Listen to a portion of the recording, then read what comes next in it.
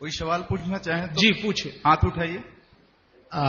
आप मेहरबानी करके इन 5 सूत्रों को क्रम से एक बार फिर से बताइए। हाँ, कॉपी है तो लिख लीजिए, डायरी है तो लिख लीजिए।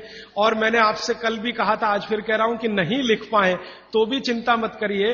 ये सब सूत्रों की पुस्तकें हमने कई पुस्तकें ट्रांसपोर्ट से भेजी थी, वो आ गई हैं, यहां पीछे हैं भरपूर मात्रा में। ये सब सूत्र उनमें विस्तार से है, मैं तो शॉर्ट में बता रहा हूं, आप वो भी ले जा सकते हैं। बाहर आज स्टॉल पर भरपूर पुस्तकें। राजीव जी, आपके प्रथम सूत्र के अनुसार सोलार कुकर कितना उपयोगी है? हाँ, बहुत अच्छा सवाल है, मैं इंतजार कर रहा था कोई पूछे। देखिए, मेरे प्रथम सूत्र के अनुसार सोलर कुकर सबसे ज्यादा उपयोगी है। अब सोलर कुकर एक ऐसी अद्भुत चीज बनी है या बनाई गई है जिसमें सूर्य का प्रकाश सबसे ज्यादा, तो सोलर कुकर का खाना बहुत अच्छा। लेकिन कौन सा सोलर कुकर? देखिए, एक सोलर कुकर ऐसा आता है जिसमें डब्बे को बंद करके खाना बनाने के लिए रखते हैं ना, वो सब एल्यूमिनियम के डब्बे हैं। एल्यूमिनियम के वेसल जब तक है तब तक ये सोलर कुकर का खाना जहर है। लेकिन सिद्धांत रूप में सोलर कुकर भारत के हिसाब से सबसे अच्छी टेक्नोलॉजी है। तो आप बोलेंगे फिर कोई वेसल बदल के उसमें रखिए। तो जैसे ही सोलर कुकर में वेसल आ जाए पीतल के, कांसे के, आप उनका जरूर इस्तेमाल करिए। वो विज्ञान के हिसाब से, भागवत के हिसाब से सबसे उत्तम है। मेरी एक विनती है, आप मुझे सर मत कहिए, या तो भाई कहिए, राजीव भाई कहिए, कुछ भी कहिए, सर मत कहिए। आदरणीय राजीव भाई, आपके दूसरे सूत्र के हिसाब से 48 मिनट में खाना खा लेना चाहिए, पर जो बच्चे स्कूल सुबह चले जाते हैं और शाम को घर आते हैं उनका हम क्या बहुत करें? अच्छा, उसके लिए मैं एक विकल्प बताता हूं। जो बच्चे आपके सुबह सुबह स्कूल चले जाते हैं, कि बच्चों को खाना खिला के स्कूल भेजिए। आप बोलेंगे जी खाते नहीं है, मैं आपको इसका तरीका बता देता हूं कैसे खाएंगे वो खाना। हमारे शरीर की अपनी एक साइकिल है, और वो साइकिल ये है कि कोई भी खाना खाएं तो उसके 8 घंटे के बाद ही भूख लगेगी आपको। तो एक रात पहले का खाना उनको उस समय खिला दीजिए कि सुबह तक 8 घंटे पूरे हो जाए। माने अगले दिन शाम को ही खाना खिला दीजिए, रात को मत खिलाइए। शाम को 6 बजे तक अगर आपने खाना खिला दिया, 6 बजे तक, तो 8-9 बजे तक सोने की नींद उनको आई जाएगी। क्योंकि 1.5 घंटे के बाद जैसे ही खाना पच के रस में बदलता है, बॉडी का ब्लड प्रेशर अपने आप बढ़ना शुरू कर देता है, और ब्लड प्रेशर बढ़े तो नींद आनी ही है, रुक नहीं पाएंगे आप। तो शाम का खाना 6 बजे उनको खिला दीजिए, 8 बजे तक नींद आ जाएगी, और 6 बजे से 8 घंटा गिनेंगे तो सवेरे 4-5 बजे तक वो पूरा हो जाएगा। तो 4-5 बजे के आसपास जब वो सोकर उठेंगे तो इतनी तेज भूख लगी होगी कि आप रोटी दाल चावल खिला दो, वो खा के चले जाएंगे। आपको थोड़ा बदल ये करना है कि रात को हम बच्चों को 10 बजे खाना खिला रहे हैं या 11 बजे खिला रहे हैं, उसके 2 घंटे के बाद रस बन रहा है तो 1 बज जाएगा। 3-4 बजे तक आधा खाना पचा, आधा नहीं पचा, सवेरे उठने पर भूख लगेगी कैसे? बच्चों को रात का खाना बिल्कुल बंद कर दीजिए। मैं आपको विनम्रता पूर्वक कह रहा हूं, इसको मैं कल या परसों बहुत विस्तार से समझाऊंगा, पूछ लिया आज आपने इसलिए कह रहा हूं। रात का खाना बिल्कुल बंद कर दीजिए, क्योंकि बागभट्टी जी का ये जो पहला नियम है ना, ये अभी मैंने आधा ही बताया। सूर्य का प्रकाश और पवन का स्पर्श हर समय वो कहते हैं खाते समय पीते समय रहना ही चाहिए। अब 6 बजे के बाद तो सूर्य प्रकाश रह नहीं सकता, और आप जानते हैं सूर्य प्रकाश का सबसे बड़ा परिणाम है विटामिन डी का निर्माण। सूर्य प्रकाश में ही विटामिन डी बनता है। तो जब तक ये सूर्य प्रकाश है तब तक खाना खाएं तो विटामिन डी मिले, और बच्चों को विटामिन डी सबसे ज्यादा चाहिए। इसलिए बच्चों को तो रात का खाना बिल्कुल बंद करिए, शाम 6 बजे खिला दीजिए। सुबह 7 बजे जब स्कूल जाएंगे, खूब भूख लगी होगी, उस समय 7 बजे पराठा बना के भी खिलाइए, आलू का भी पराठा खिलाइए, गोभी का भी खिलाइए, कोई फर्क नहीं पड़ता। सुबह के भोजन पे आगे बात करूंगा। सुबह का भोजन जितना हैवी हो उतना अच्छा। गोभी का पराठा, आलू का पराठा, जितना पराठा, पूड़ी, जो पकवान सब सुबह, सब सुबह। दोपहर का खाना थोड़ा कम और रात का बिल्कुल कम, शाम का बिल्कुल कम। तो बच्चों को भरपेट खाना खिला के स्कूल भेजिए।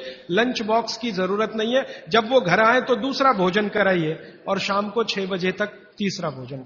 तो मैंने कुछ बच्चों पे प्रयोग किया, शाम का भोजन बंद किया, सुबह उठते ही भूख लगती है उनको। ये तो प्रकृति का नियम है, लगे। सारे जानवर, सारे पक्षी उठते ही खाना खाते हैं। आप देखो, चिड़िया है सुबह सुबह खाने पे लग जाएगी, गाय बैल भैंस बकरी सब सुबह खाने पे लग जाएगी, क्योंकि वो शाम को सूर्य के बाद खाना नहीं खाते। कोई गाय रात को खाना नहीं खाती, खिला के देख लो। जर्सी गाय को छोड़कर। जर्सी भारत की नहीं है, इसलिए उसको भारत का पता भी नहीं है। वो रात को 2 बजे भी खा लेगी, लेकिन भारत की कोई भी गाय, भारतीय नस्ल की गाय 6 बजे के बाद खाना नहीं खाएगी। तो भारत की तासीर ऐसी है, इस तासीर को ध्यान में रखकर रात का खाना जल्दी करिए, सुबह भरपूर भूख लगेगी। और निवेदन इतना ही है कि खाली पेट बच्चों को कभी स्कूल मत भेजिए। खाली पेट तो कभी मत भेजिए। आपने कह दिया जी दूध पी के गया, दूध पी के गया माने एक तरह से खाली पेट, सॉलिड कुछ नहीं है। सॉलिड सुबह सुबह शरीर में जाना बहुत ही आवश्यक है, अगर भविष्य में आप उसको एसिडिटी, अल्सर, पेप्टिक अल्सर से बचाना चाहते हैं तो। हमारे चिंतकों ने कहा है, हमारे बुजुर्गों ने कहा, हमारे इतिहासकारों ने कहा है कि परिवर्तन ही जीवन है। तो क्या सारे परिवर्तन बेमानी है? अगर ऐसा है, अगर परिवर्तन बेमानी नहीं है, तो ऐसे कौन से परिवर्तन है जिसे हम अपनाएं और ऐसे कौन से परिवर्तन है जिसे हम ठुकराएं? बहुत अच्छा सवाल। देखिए, दुनिया में हर समय परिवर्तन होते हैं, ये प्रकृति का नियम है और यही जीवन है, ये बिल्कुल सही बात है। लेकिन हमें ध्यान ये देना है कि कौन से परिवर्तन हमारे अनुकूल है और प्रतिकूल है, बस इतना ध्यान देना है। अब इस बात को भागवत जी कहते हैं एक सूत्र में। अब आपने पूछ लिया तो वो सूत्र भी वो ये कहते हैं कि जिस आबो हवा और परिस्थिति में आप रहते हैं, उसमें रहते हुए जो परिवर्तन होगा वो आपके अनुकूल है, और जो आबो हवा और परिस्थिति में आप नहीं रहते हैं, वहां जो परिवर्तन होगा और आप उसको धारण करेंगे वो आपके प्रतिकूल है। अब मैं इसको और स्पष्ट करता हूं। यूरोप और अमेरिका में पिछले 100 साल में जितनी रिसर्च हुई वो उनके लिए बहुत अनुकूल है। उनके लिए रेफ्रिजरेटर यूरोपियन लोगों के लिए बहुत काम की चीज है। जब मैं ये भाषण जर्मनी में दूंगा तो उल्टा ही बताऊंगा उनको। मैं कहूंगा जरूर रेफ्रिजरेटर लाओ, माइक्रोवेव ओवन भी रखो। उनके लिए बहुत अनुकूल है क्योंकि उनकी कंडीशन में वो परिवर्तन हुआ है। हमारी कंडीशन में जो हम परिवर्तन करेंगे वो हमारे लिए अनुकूल होगा। अब जैसे मैं आपको उदाहरण दूं, चक्की है, चक्की तो चक्की में एक परिवर्तन आज हुआ है, पहले वो नहीं था, आज हुआ है। हमने चक्की में बियरिंग लगा दिया है। पहले चक्की में बियरिंग नहीं होता था, खाली वो एक ऐसा लोहे का वो डंडी होता था और उसके चारों तरफ हम उसको चाक को घुमाते थे, बीच में लकड़ी का एक उसमें वो लगाते थे। वो लकड़ी का हमने निकाल के उसमें बियरिंग लगा दिया, ये भी परिवर्तन हुआ। ये हमारे अनुकूल बैठता है क्योंकि बियरिंग लगने के बाद उसका जो फ्रिक्शन है वो कम हुआ, और फ्रिक्शन कम हुआ तो हम कम श्रम में ज्यादा उत्पादन ले सकते हैं। श्रम तो हो ही रहा है, लेकिन जितने श्रम में हम पहले 1 किलो आटा लेते थे, उतने ही श्रम में अब 3 किलो आटा मिल रहा है। यह भी परिवर्तन है, लेकिन ये हमारे अनुकूल है। इसी तरह से और एक उदाहरण दूं, हमारे कुछ कार्यकर्ता हैं पूना में, उन्होंने बैलगाड़ी के पहिए में भी बियरिंग लगा दिया। परिवर्तन यहां भी हुआ, नई बैलगाड़ी बनी, उसमें बियरिंग का पहिया है। अब उसका क्या हुआ कि बैल को खींचने में मदद हो गई। पहले बैल 1 टन अनाज लेके जाता था, अब बियरिंग लगी हुई बैलगाड़ी में वही बैल 3 टन लेके जाता है और बिना थके हुए। तो ये भी परिवर्तन है। जी एक बच्चा पूछ रहा है, हाँ पूछो। इलेक्ट्रिक गैस को यूज करना कि नहीं? ज्यादा अच्छा नहीं है, लेकिन मजबूरी हो तो ठीक है। अगर आपके पास उसका कोई विकल्प नहीं है तो जरूर इस्तेमाल कर लीजिए, लेकिन अगर विकल्प है, भारत में तो है, ये मैं जानता हूं, इसलिए ज्यादा अच्छा नहीं है। डी आबो हवा से जुड़ा हुआ एक सवाल है। जैसे राजस्थान में गेहूं की बहुतायत होती है और यहाँ पे चावल की होती है। हाँ। यहाँ पे चावल के खाने के आइटम ज्यादा हो, तो क्या ये सही होगा कि यहाँ चावल का, हम खाने में चावल का उपयोग ज्यादा करें? बिल्कुल सही होगा। आप इस समय चेन्नई में रहते हैं, तमिलनाडु और पूरा एरिया चावल के लिए मशहूर है, तो आप चावल ही ज्यादा खाइए। और इसको ज्यादा आगे बात गहरी बता देता हूं। यहां की जो मिट्टी है, तमिलनाडु की खेतों की मिट्टी और राजस्थान की जो मिट्टी है, उसमें जमीन आसमान का अंतर है। यहां की मिट्टी आप अगर देखोगे तो वो ऐसी है जो पानी को ज्यादा देर पकड़ के रखेगी, और राजस्थान की मिट्टी रेतीली है जिसमें पानी टिकेगा नहीं। ये भगवान ने अच्छे से बनाया है। राजस्थान के लोग जहां रहते हैं, जिस तापमान में रहते हैं, जिस आबो हवा में रहते हैं, उनको शरीर में कुछ ऐसे केमिकल ज्यादा चाहिए, तो वो उस मिट्टी में ही है जो रेतीली है।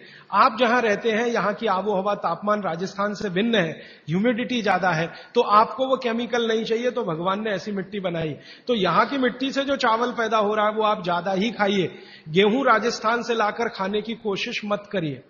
माने आप अगर ये कोशिश करेंगे तो तकलीफ आपको आने वाली है। इसलिए आबो हवा का ध्यान रखिए। चावल के प्रिपरेशन यहां ज्यादा है, वो आप ज्यादा खाइए। अब समस्या आपके साथ ये है कि आप राजस्थान से आ तो गए, राजस्थान छूटा नहीं आपसे, वो छूटता नहीं है, समस्या वहां आती। हम बिहार से आ गए तो सिर्फ स्थान परिवर्तन हुआ, मन परिवर्तन नहीं हुआ। मन अभी भी है राजस्थान में। माने मैं इसको ऐसे कहना चाहता हूं कि अनुकूल परिस्थिति हो गई तो आप वापस राजस्थान चले ही जाएंगे, क्योंकि मन नहीं छूटा आपका। मन नहीं छूटा है इसलिए आपका स्वाद भी नहीं छूटा। ये सब मन का खेल है। मन से सारे स्वाद और वो सब जुड़े। मन नहीं छूटा तो स्वाद नहीं छूटा। तो आप फिर गेहूं मंगवाते हैं और उसको रोटी बना के खाते हैं, वो स्वाद के लिए तो ठीक है। पौष्टिकता के हिसाब से आपके लिए चावल ज्यादा ठीक है। तो शायद आपने एक बैलेंस बना लिया है कि रोटी भी खाते हैं, चावल भी खाते हैं, यही है ना। तो इसी को चलने दीजिए। मैं आपका मन छुड़ाना नहीं चाहता, क्योंकि मैं नहीं चाहता कि आप परमानेंट यहां रहें। एक दिन राजस्थान तमिलनाडु से अच्छा हो जाए तो आप चले जाएं, ये मैं चाहता हूं। तो मेरे लिए वो स्वदेशी के लिए अच्छा है। तो आप मन को और स्वास्थ्य को बैलेंस कर लीजिए। बैलेंस इसमें यह है कि 2-3 रोटी खा लीजिए और थोड़ा चावल खा लीजिए, ऐसा कुछ कर लीजिए। थोड़ा इडली खा लीजिए और थोड़ा हलवा खा लीजिए। हलवा इडली के साथ जरूर खा लीजिए बैलेंस के लिए। थोड़ा डोसा खा रहे हैं तो थोड़ा बाजरी का रोटी का एक आध टुकड़ा या आधा बाजरी की रोटी का। ये मैं बताऊंगा आपको आने वाले समय में किसके साथ क्या खाएं और आपका बैलेंस बना रहे, टिका रहे। लेकिन इसको ध्यान में रखिए कि आप स्वास्थ्य के लिए थोड़ा, क्योंकि मन भी अगर आपका बहुत दुखी हुआ तो स्वास्थ्य खराब होगा ही, ये भी मैं बता। रोटी नहीं मिलेगी तो मन खराब होगा, तो उसका असर शरीर पे आएगा। इसलिए मन और स्वास्थ्य को बैलेंस करिए। जी आखिरी सवाल। हाँ राजीव भैया, ये जो आपने बोला कि एल्यूमिनियम खाने के हिसाब से बहुत गंदी चीज है, तो आज जो भी खाना पैक हो रहा है वो एल्यूमिनियम फॉइल या वो जो भी चीज है वो उसमें अंदर यूज आ रहा है, मतलब जो साइंटिफिक के हिसाब से या जो भी अभी जो पैकिंग वगैरह हो रहा है उसमें एल्यूमिनियम पे ज्यादा जोर देता है कि भाई एल्यूमिनियम में पैक है, आपका फ्रेशनेस रहेगा। इसके ऊपर थोड़ा बहुत बोलिए। मेरा आपको एक ही विनंती है, क्योंकि ये मैं करके देख लिया है कि एल्यूमिनियम फॉइल में जो आप खाना पैक करते हैं ले जाने के लिए रास्ते में, ये बहुत ही खराब है, अच्छा नहीं है। तो आप बोलेंगे जी किस में पैक करें? खाना कपड़े में पैक करना सबसे अच्छा है। कपड़ा, सूती कपड़ा होता है ना, पतला, एकदम पतला, उसमें जो रोटी बांध के आप रखें वो दुनिया का सबसे अच्छा पैकिंग है। वो विज्ञान के हिसाब से बहुत अच्छा है। पतले सूती कपड़े में रोटी बांध कर रखना सबसे अच्छी पैकिंग है।